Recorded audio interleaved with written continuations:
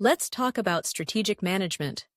Now, before you roll your eyes and think, oh no, not another corporate jargon fest, let me assure you, strategic management is not just for CEOs and boardrooms. It's something that impacts every single one of us, whether we're running a small business, managing a team, or even just planning our personal goals. So, grab a cup of coffee and let's dive into what you need to know before jumping into the world of strategic management. First off, what exactly is strategic management? At its core, it's about making informed decisions and taking actions that shape the direction and performance of an organization. Think of it like creating a roadmap for a road trip. You wouldn't just hop in the car and start driving without a plan, right? You'd want to know your destination, the route you'll take, and any potential roadblocks along the way. That's precisely what strategic management does for organizations. It helps them define their mission, vision, goals, and objectives, and then outlines the strategies and tactics to achieve them. Now, let's break this down a bit. One of the first steps in strategic management is analyzing both the external and internal environments. Imagine you're scouting for a new place to set up your business. You'd want to look at the neighborhood. What are the economic conditions like? Are there any legal regulations you need to be aware of? What's the competition like? This is your external analysis. It's about understanding the landscape in which you operate. On the flip side, you also need to look inward. What resources do you have? What skills and capabilities does your team possess? What's the culture like within your organization? This internal analysis helps you identify your strengths and weaknesses. Maybe you have a fantastic product, but a weak marketing strategy. Or perhaps your team is incredibly skilled, but lacks the resources to execute their ideas. Knowing this information is crucial for effective strategic planning. Once you've assessed both environments, it's time to identify opportunities and threats. Opportunities are those golden chances that come knocking, maybe a new market trend or a technological advancement that you can leverage. Threats, however, are the challenges you need to be wary of, like increased competition or economic downturns.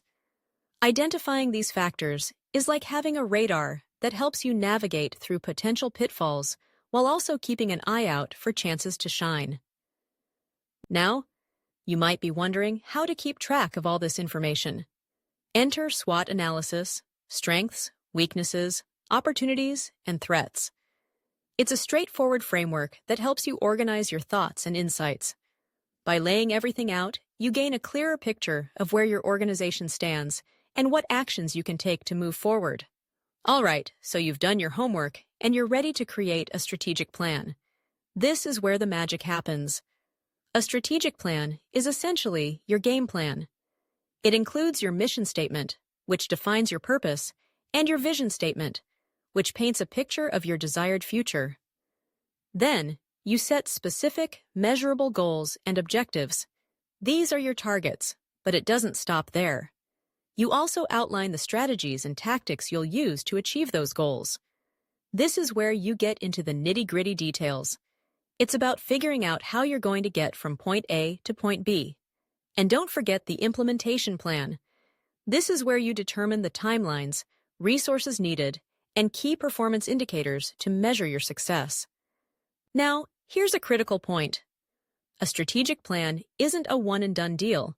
It's a living document. Just like your favorite recipe, you might need to tweak it as you go along.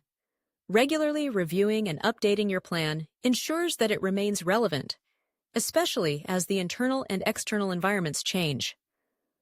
Communication is key here. Once your plan is solidified, it's time to share it with everyone involved: employees, shareholders, and even customers.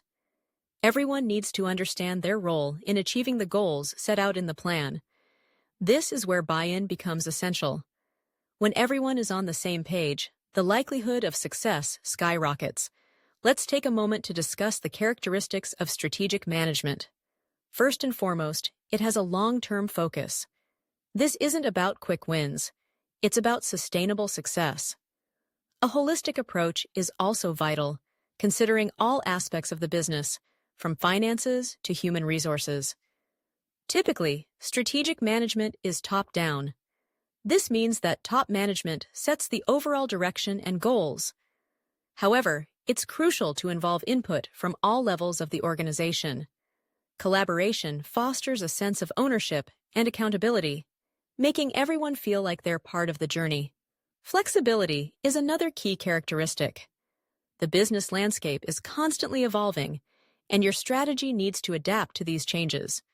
A rigid plan can become a liability, so it's essential to be open to adjustments as needed. Now, why is strategic management so important? Well, it helps organizations make informed decisions about resource allocation and goal setting. By analyzing both internal and external factors, organizations can improve their chances of achieving their objectives and staying competitive. It's about having a clear direction in a world full of uncertainties. Of course, like anything else, strategic management has its advantages and disadvantages. On the plus side, it leads to improved decision-making, long-term success, adaptability, and better communication across departments. It can also create value for stakeholders, which is always a win. But let's not sugarcoat it. There are disadvantages too. Developing and implementing a strategic plan can be time-consuming and costly.